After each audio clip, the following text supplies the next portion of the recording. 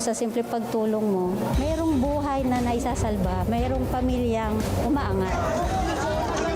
The Senate is now constituted. At ito ang mismong Chinese Coast Guard. Napakinggan ni PBBM. 6 na milyong balotang gagamitin. Sa A to Z, kumpleto tayo.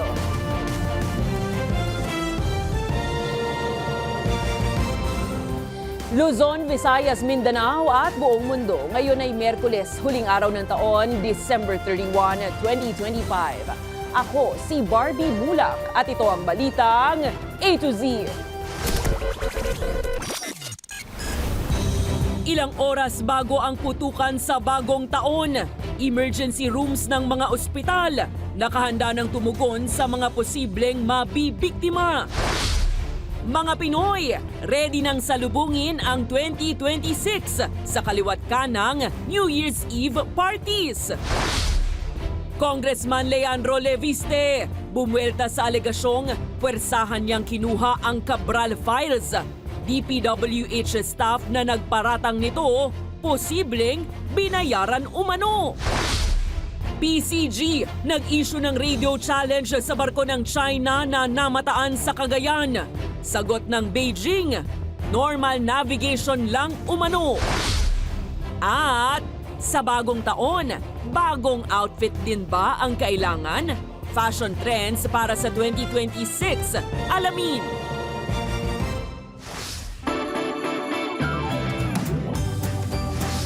Magandang gabi, pambungad sa ating huling newscast ng taon.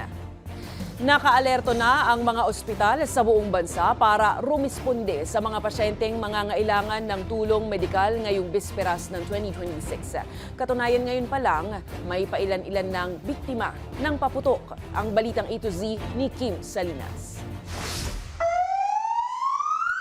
Sa Amang Rodriguez Memorial Medical Center sa Marikina City, nakalatag na ang mga gamot at kagamitan upang mabigyang lunas ang mga pasyenteng mabibiktima ng paputok sa pagsalubong sa bagong taon. Itong itlog natin na nandito ngayon ay ginagamit namin to para sa mga, kadalasan mga bata yan, mga nakalunok ho ng mga paputok gaya ng watusi, mga ganyan, para maiwasan na mas lalong kumalat ho yung lason ng paputok sa tiyan. May sodium chloride na panghugas ng mga sugat at para sa malalang sitwasyon ay may mga kagamitang pamputol din. Yung parang itong mukhang lagare na bakal, ito yung kapag sobrang malalaki na yung kailangan namin tanggalin.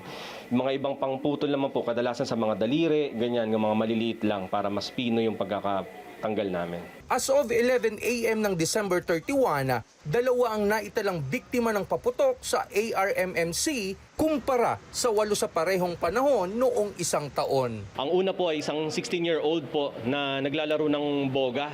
Parang napasilip siya dun sa butas ng boga at yun, naputukan ho yung sa may bandang kanang mata. 11-year-old po na nagpulot ho ng 5-star na paputok, tapos akala kasi niya hindi pumutok, pero nung sinindihan, bigla na lang pumutok sa kamay. Nagtamo yung bata ng injury sa daliri, dalawang daliri niya sa kanang kamay at saka sa may bandang tagiliran po niya. Sa East Avenue Medical Center sa Quezon City, nasa 6 na ang biktima ng paputok as of 11 a.m. nitong bispiras ng bagong taon. Paalala naman ng eksperto, gumamit ng face mask ngayong pagsalubong sa bagong taon bilang proteksyon laban sa usok mula sa mga paputok. Yung ating mga paputok, I would say, pare-pareho lang po silang harmful sa ating katawan. No? Ito pumapasok ito sa ating mga baga at ina-impair niya yung ating mga immune responses. Pinag-iingat ang lahat lalo na yung may mga hika o asthma, chronic obstructive pulmonary disease o COPD, hypertension at heart disease. Yung mga nakikita po natin mga iba't ibang kulay sa ating mga pailaw, ito ay consists of different types of heavy metals. Kapag napunta ito sa ating hangin, there's at risk no, na nilalanghap ito ng ating mga communities. And there's many different long-term risks for chronic exposures. Paalala ng mga doktor, iwasan na mag-self-medication kapag naputukan dahil posibleng lumala ang impeksyon. Kailangang maturukan agad ng tetanus vaccine sa ospital. Paalala ng eksperto, maging maingat at responsable sa paggamit ng paputok kung ayaw mong salubungin ng bagong taon sa loob ng ospital at gamitin ang mga equipment na ito para sa inyong medical procedure. Para sa Balitang A to Z, Kim Salinas. Daan-daang piraso ng boga o improvised cannons at mga iligal na paputok ang sabayang winasak ng Philippine National Police sa Camp Bagong Diwa sa Taguig City ngayong huling araw ng taon. Ayon kay NCRPO Regional Director Police Major Anthony Aberin, nais nilang isa publiko kung gaano kadelikado ang mga iligal na paputok na hindi dumaan sa safety quality checks. Sa ngayon, 11 individual na ang naaresto sa pagbebenta ng illegal firecrackers habang aabot naman sa 1.4 million pesos ang halaga ng mga nakumpiskang kontrabando sa buong Metro Manila. Kabilang anya rito ang kahon-kahon ng Judas Belt, Plapla, 5-star at maging mga fountain na walang marka ng Philippine Standard Quality. Samantala, sa parehong demonstrasyon, ipinakita ng PNP ang peligrong dala ng pagsabog ng ipinagbabawal na paputok na Goodbye Philippines. Matatandaang ito ang tinukoy na paputok na nagsanhi ng pagkamatay ng isang 12 anyos na binatilyo sa Tondo nung linggo. Nating iparating sa publiko ay nakakadisgrasya or makakasira po sa kalusugan at sa kapangangatawan natin or nakakreate po ng injuries or the worst, nakakamatay po ang paggamit po ng mga paputok na to. Delikado po yon kasi nakita nyo naman parang mas malakas pa sa pagsabog ng isang granada yung tunog kanina at saka yung blowback noon is talagang napakalakas.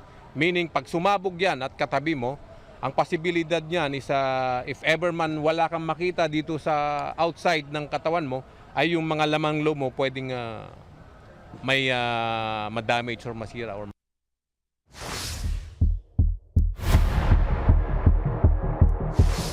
Good news naman mga ka-A to Z, magiging maayos po ang lagay ng panahon sa pagsalubong sa 2026 dahil ayon sa latest weather update ng Pag-asa, walang binabantayang low pressure area sa loob maging sa labas ng Philippine Area of Responsibility ngayong bisperas ng bagong taon. Gayunpaman, may mga pag-uulan pa rin sa ilang bahagi ng Bicol Region dulot ng shear line habang naapektuhan ng amihan ng Northern at Central Luzon kaya ramdam ang lamig ng panahon. Patuloy din namang umiiral ang easterlies sa iba pang bahagi ng bansa kaya may bahagyang pag-ulan sa ilang lugar. Ayon sa Pag-asa, maayos ang panahon sa Metro Manila at karamihan ng Luzon ngayong gabi ng Miyerkules, mainam para sa selebrasyon ng bagong taon.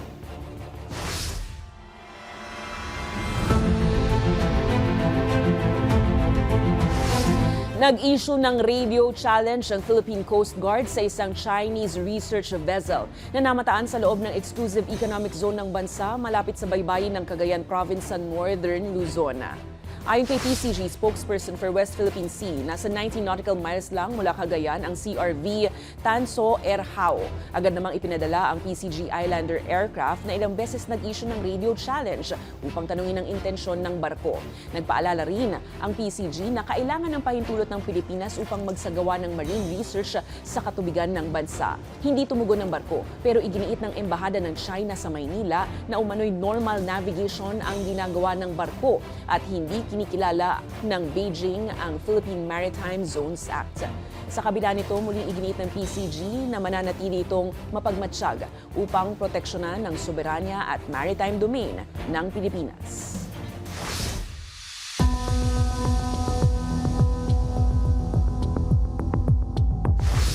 Naniniwala si Batangas First District Representative Leandro Leviste na posibleng may mga taong binayaran umano para idawit siya sa paratang na pinwersa niyang kunin ang tinaguriang Cabral Files. Ayon kay Leviste, isang diversionary tactic lang ang paratang para ilayo ang atensyon sa umano'y korupsyon sa Department of Public Works and Highways. Una nang itinanggi ng kongresista ang sinabi ng ilang DPWH staff na nagkaroon umano ng paper cuts ang yumaong undersecretary na si Catalina Cabral dahil sa umano'y pagpipilit ni Leviste na makuha ang mga dokumento at access sa mga computer. Git ni Leviste walang sapat na batayan ng mga paratang at salungat-an niya ito sa CCTV footage. Handa rin daw si Leviste na harapin ng anumang ethics complaint na isasampa kung mayroon man laban sa kanya sa Kamara. I vehemently deny that. And the CCTV footage that they showed actually shows me cordially walking through the hallways discussing the papers in my hands with Yusek Cabral. Anyone can pay someone to say anything.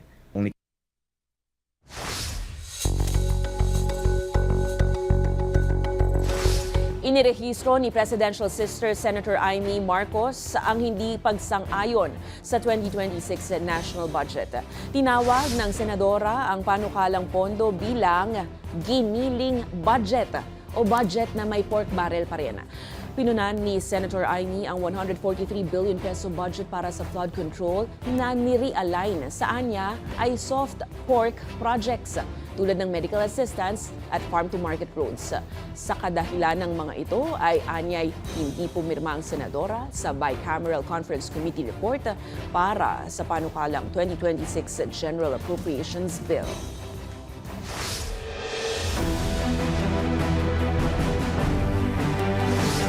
Sa Malacanang Palace, nakatakdang salubungin ni Pangulong Ferdinand Bongbong Marcos Jr. ang bagong taon, kasama ang unang pamilya. Sa harap yan ng nagpapatuloy na review sa 2026 national budget.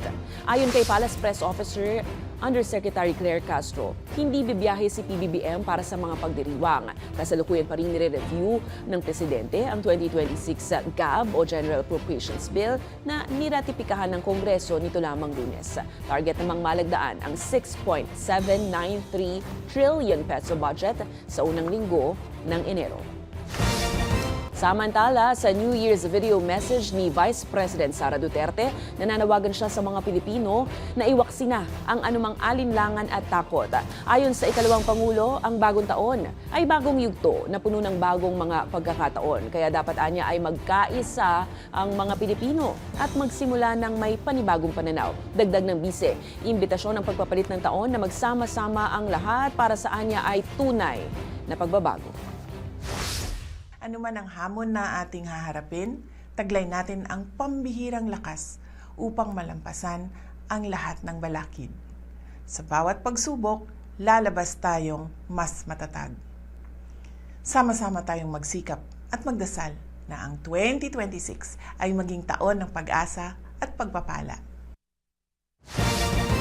Susunod, kasama ba kayo rito? 4 sa bawat 10 Pinoy, umaasang giginhawa ang buhay sa bagong taon. At kaliwat ka ng salubong parties bago maghating gabi, silipin. Abangan ang kumpletong ulat sa pagbabalik ng Balitang A to Z.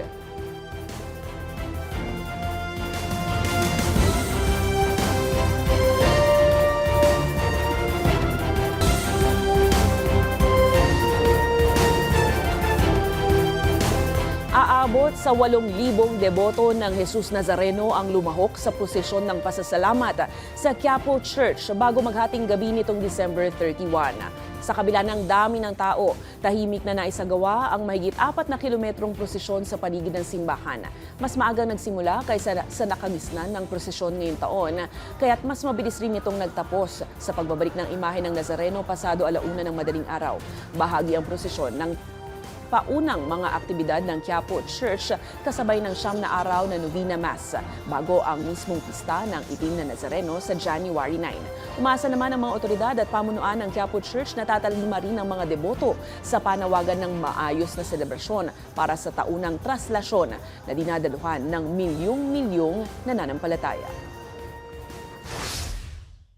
Sa pangkalahatan, naging maayos naman po yung takbo ng prosesyon natin. Around 600 po yung ating dineploy na personnel from Manila Police District and of course from NCRPO. Nagwo-work yung effort ng simbahan na pakiusapan ng mga deboto na mas maging solemn ang pagdiriwang. No? Mas gawin nating banal sa halip na para bagang lagi tayo nagkakagulo.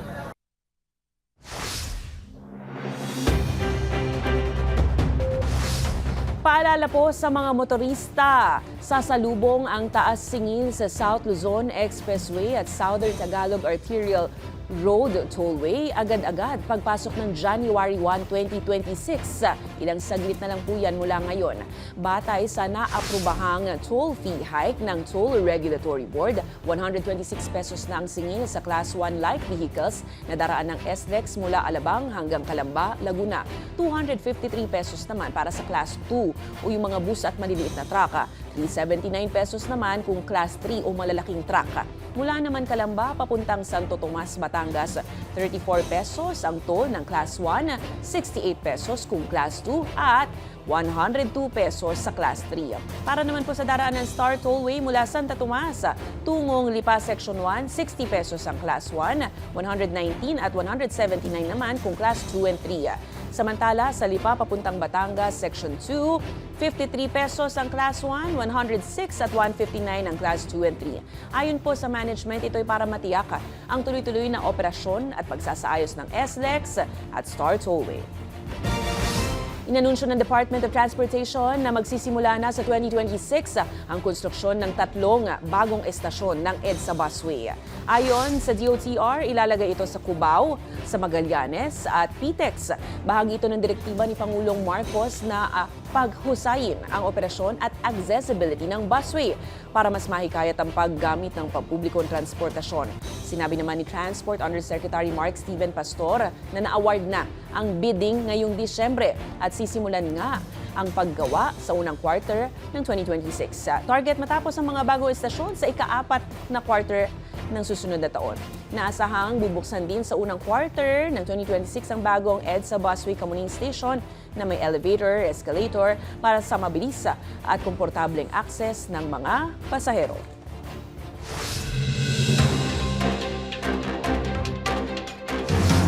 Naghigpit ng seguridad ang Department of Health sa mga ospital, lalo na ngayong abala ang mga tao matapos nga ang insidente kamakailan ng pagnanakaw ng isang sanggol sa Marikina City. Swerte namang agad nabawi ang sanggol at ligtas na naibalik sa kanyang pamilya habang naaresto na rin ang suspect na nagpanggap na nurse para matangay ang bata. Pero muli ay pinag-iingat ang medical staff at mga pamilya mula sa mga ganitong masasamang loob. Samantala, nagpaalala ang DOH at ang PAWS sa mga pet owners na proteksyonan po ang mga alagang hayop mula sa matinding ingay ngayong New Year. Maaari silang ilagay sa mas tahimik na kwarto at balutin ng anxiety wraps para mabawasan ang kanilang stress. At kung maaari, ay umiwas na lang sa paggamit ng mga paputok at pampaingay.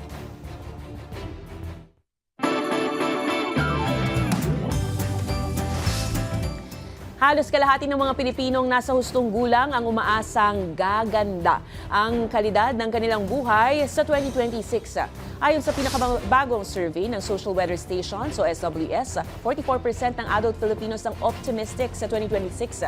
38% naman ang umaasang mananatili lang ang kanilang kalidad ng buhay. Habang may 8% ang naniniwalang lalala po ang kanilang kalagayan. Pinakamataas ang optimism sa Bahalans, Luzon, sinundan ng Metro Manila at Mindanao, habang pinakamababa naman sa Visayas, kung saan mas nakitaan ng mga kababaihan ang pag-asa sa buhay kumpara sa mga kalalakihan. Isinagawa ang survey November 24 to 30 ngayong taon sa mahigit 1,000 respondents sa buong bansa at may margin of error naman na plus-minus 3% sa national level. New Year, new OOTDs din nga ba dapat sa pagpasok ng bagong taon? In pa rin kaya sa 2026 ang mga outfit ninyo sa inyong mga tukador? May ilang tips ang isang fashion enthusiast at micro-influencer mula Bacoor, Cavite for New Year. Alamin ang what's in and what's out para sa kanya sa Balitang A to Z ni Naomi Almojano. Aura, outfit, check. Handa na bang inyong outfit of the day o OOTD para sa bagong taon? Kung hindi pa, sagot kayo ng fashion enthusiast na si Paulo Rance. Bonggang-bongga ang kanyang outfitan, lalo na sa kanyang mahigit 7,000 Instagram followers. Mula posing hanggang combinations ng kanyang outfits, exuding with confidence and style si Paulo. Pero aakalain nyo bang minsan na rin siyang nawalan ng kumpiyansa? Nung fourth year high school and then up to college, no? So, medyo wala akong ganong confidence kasi syempre, tight sa budget, ganun. And also, before kasi talaga, no, yung mga gusto kong suotin is parang hindi siya accessible. Medyo matagal na ibalik yung confidence din, no? Nakaranas din aniya kasi siya ng panghuhusga mula sa ibang tao dahil sa unconventional at sleek fashion sense niya. Andyan yung pagtitinginan siya o di kaya na may kukwestiyonin ang kanyang estilo. Pero sa tulong ng sapat at totoong suporta, lumabas ang mas matapang at mas confident na Paulo. Yung pagbubuhos ng mga sa environment mo or yung sa mga mga friends and families mo is very important talaga, and factor siya kung bakit nabalik yung confidence ko. At dahil nga Cloud Dancer ang Color of the Year 2026, may ilang tips si Paulo sa kung paano aaurahan ang mga outfit. Una na riyan ang OOTD pang-office. Ang ginamit ko dito is yung wide leg pants, no? And then syempre tuck in, and then also yung polo shirt, no? So white and black yung pinartner ko dito. And aside from that, gumamit ako ng actually phone packet siya, no? Ayon kay Paulo, kung uso last year ang wide leg pants, uso pa rin ito sa 2026, mapababae man o lalaki. Partneran pa niya ng boxy crop shirt. Kung meron ka namang white long sleeves, ito ang outfit recommendation niya. For the long sleeve po, no, ginamit ko siya. So pwede kasi siyang for example, sa mga hangout ng friends. Flexible siya sa kahit anong place or event na pupuntahan natin, or like, for example, may biglaan tayong lakad. Bagay na bagay din aniya sa maong pants ang puti. Kung trip nyo naman pumarting in 2026, maliit pero maluwag sa loob na bag ang tip ni Paulo para walang hassle sa pagsayaw o pakikipag-bonding. Suggestion niya rin ang sleeveless turtleneck na minatchingan pa ng red polo. Color coordination din aniya ang susi para sa agaw pansin na OOTD. At para sa concert goers na priority pa rin ang OOTD. For 2026, for me, itong outfit na to is in pa din kasi ang papalitan ko lang is itong pinaka-outside pants natin. We have the wide leg pants, and then this time, instead na magsuot ako ng belt, I have here the corset. And for our outer top, we have the red leather jacket yung But ay nga, marami naman tayong option na pang outer top online. And also, for my bag, I have here a red bag to match kung ano yung outer na outfit ko. O diba? Bongga! Pero sa kabila ng mga damit na ito, paalala ni Paulo, ang pinakamahalagang accessory at dapat ikonsidera sa pagpili ng isusuot. What is important is yung pinipili mong damit that time is komportable ka at the same time, you're happy na sinusuot mo yung damit na yon. Ngayong 2026, hindi kailangang gumastos o bumili ng mga branded at mamahaling damit makasabay lang sa uso. Chin-up, aura at confidence lang, tiyak na mangingibabaw na ang inyong ganda at kagwapuhan. Para sa Balitang A to Z, Naomi Almohano. Sa aming pagbabalik Makati City, dagsana ng mga tao para sa pagsalubong ng bagong taon. Manatiling nakatuto, kayo ay nanonood ng Balitang A to Z.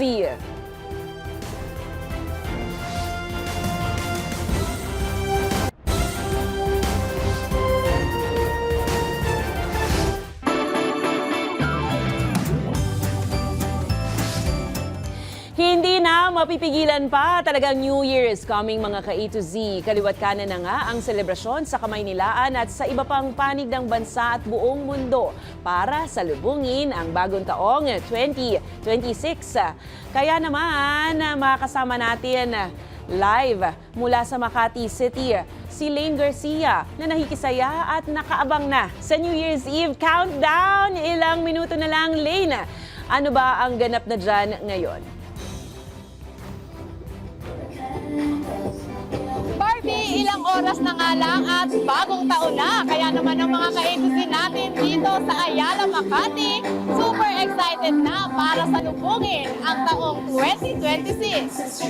It's the most wonderful time of the year na nga talaga dahil ready to party na ang lahat para sa inaabangang New Year's Eve countdown at bonggang fireworks display na magaganap mamayang alas 12 ng gabi. Inaasahan ring makikisaya sa selebrasyon ang ilang bigating celebrities gaya na lang ng OPM icon na si Ellie Buendia, The Voice Season 26 winner Sofronio Vasquez. Andyan rin ang Cup of Joe, Juan Carlos Labajo at Asia's Phoenix Morissette Amon. Habang ilan pa sa mga lugar na pagdarausan ng Grand New Year Eve countdown dito sa Metro Manila ay ang Mall of Asia Seaside Boulevard sa Pasay City, Newport World Resort sa Parañaque City, Bonifacio Global City, meron din sa Okada, Manila, Eastwood City, Quezon City, Marikina at Bridgetown sa Pasig City. Samantala, pamilya at magbabarkada naman ang nakisaya sa Marikina Sports Center kagabi para sa libreng year-end concert. Kaya naman for sure, super lucky, positive at happy ang pagsalubong sa New Year dahil busog na busog ang marami sa energy vibe at kasiyahan para salubungin ang 2026 with a bang. Kaya naman sa mga nais makijam at makiparty para active ang pagpasok ng New Year, sugod na sa New Year countdown dahil ilang minuto na lang, 2026 na. Barbie, sa mga oras na ito ay patuloy pa rin ang pagdagsa ng tao dito sa Ayala, Makati. At ngayon, kasama ko ang ilan sa mga fans ng celebrities na magpe-perform dito. Tulad nito ni Ate. Ate, Happy New Year! So, sino ang inaabangan mong mag-perform para mamaya? Happy New Year po! Ang inabangan ko po ay ang Cup of Joe! Cup of Joe! At si Ate naman? Happy New Year po! And of course, the legend, Ellie Buendia, and all the drag queens performing later. Woo! At ikaw naman, Kuya, sino ang inaabangan mong mag-perform para mamaya? Siyempre naman po, Cup of Joe po. Cup of Joe pa rin! Grabe! Ang taas ng energy! At yan muna ang latest mula dito sa Makati City. Balik sa'yo, Barbie! Maraming salamat! Happy New Year! Pwede pang tumalon. Lane Garcia mula sa Makati City. At syempre, ang ating pabaong huling quote of the night ngayong taong 2025 ay mula sa cultural icon ng agham at ng pagiging makatao, ang scientist na si Albert Einstein. Paalala ni Einstein, matuto ka mula sa kahapon, mabuhay ka para sa ngayon, at manalig ka para sa kinabukasan. At yan po ang mga balita at impormasyon, mga kwentong may dalang inspirasyon na tinutukan ng balitang A to Z. At ito nga po, minuto na lang ang binibilang bago ang pagpapalit ng taon, less than 1 day. Mauna na ako magpasalamat sa lahat ng bumubuo ng ZBNI, A to Z at balitang A to Z News Team at syempre po sa ating mga masugid na manonood at sumusuporta. Natapos po natin ang isa na namang taon ng gabi-gabing pagbabalita. Nawa ang mga tamang nangyari this year ay pag-igihan pa at ang mga mali ay ating itama. At syempre mula po sa amin dito sa newsroom, kanya-kanyang placard, sa control room, sa field offices, operations room, ayan, sa ngalan po ng lahat ng bumubuo ng balita A to Z, nagpapasalamat kami sa ating mga nagawa ngayong 2025 at bumabati kami ng 1, 2, 3! Happy New Year! Happy New Year! Ako po si Barbie mula maging maalam, makialam. Magandang gabi and have a safe, happy New Year, Pilipinas! Woo!